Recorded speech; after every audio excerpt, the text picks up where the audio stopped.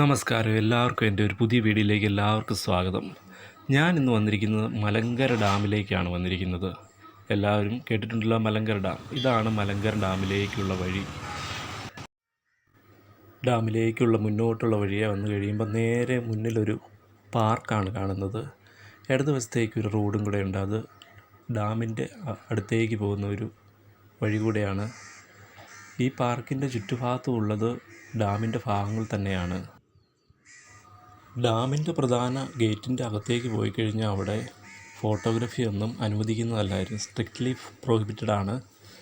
2000 രൂപ കൊടുത്തു കഴിഞ്ഞാൽ അവിടെ വീഡിയോ ഷൂട്ട് ചെയ്യാനുള്ള അധികാരം ലഭിക്കും. ഈ പാർക്കിലേക്ക് വന്നാലും മതി. ഈ പാർക്ക് ഒരു ദ്വീപ് പോലെ സ്ഥിതി ചെയ്യുകയാണ്. പാർക്കിന് ചുറ്റും ഡാമിൻ്റെ വൃഷ്ടിപ്രദേശങ്ങളാണുള്ളത്. പാർക്കിലേക്ക് വരുന്നതിനുള്ള ഫീസ് 25 രൂപയാണ്. 25 രൂപ കൊടുത്തു കഴിഞ്ഞാൽ നമുക്ക് ഇങ്ങോട്ടുള്ള എൻട്രി ലഭിക്കും. ഇവിടെ നല്ല അടിപൊളി സീനറിയാണ്. മൊത്തം ജലത്താൽ ചുറ്റപ്പെട്ട് കിടക്കുക. പാർക്കാണെങ്കിൽ ഒരു ദ്വീപ് പോലെയാണ്. പാർക്കിൽ ഇഷ്ടം പോലെ സമയം ചെലവഴിക്കാനും ഒക്കെ ആയിട്ട്, കുട്ടികളെയൊക്കെ ആയിട്ട് വന്ന് ഇരിക്കാനും കാമായിട്ടൊക്കെ ഇരിക്കാനും പറ്റിയ സ്ഥലമാണിത്.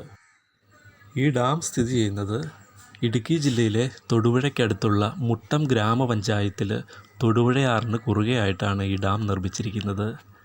ഇതിലേക്ക് വരുന്ന വെള്ളം ഇടുക്കി ജില്ലയിലെ മൂലമറ്റം പവർ ഹൗസിൽ നിന്ന് വൈദ്യുതി ഉൽപ്പാദിപ്പിച്ചതിന് ശേഷം വിടുന്ന വെള്ളമാണിത്. ഈ വെള്ളം ഇവിടെ തടഞ്ഞു നിർത്തി ജലസേചനത്തിനും വൈദ്യുതി ഉൽപ്പാദനത്തിനുമായിട്ട് ഉപയോഗിക്കുന്നു. ഇവിടെ നിന്ന് നോക്കിക്കഴിഞ്ഞാൽ ഡാം അടുത്ത് കാണാൻ പറ്റും. അപ്പുറത്തെ മെയിൻ ഗേറ്റിലേക്ക് ചെന്ന് കഴിഞ്ഞാൽ ഡാമിൻ്റെ അവിടെ ഫോട്ടോയും കാര്യങ്ങളൊന്നും അനുവദിക്കുന്നതല്ലായിരിക്കും. ഇവിടെ കാമായിട്ട് ക്വയറ്റായിട്ടും ഇരിക്കാൻ നല്ലൊരു സ്ഥലമാണ്. ഈ പാർക്ക് ചുറ്റുമുള്ള കാഴ്ചകളൊക്കെ കാണാം.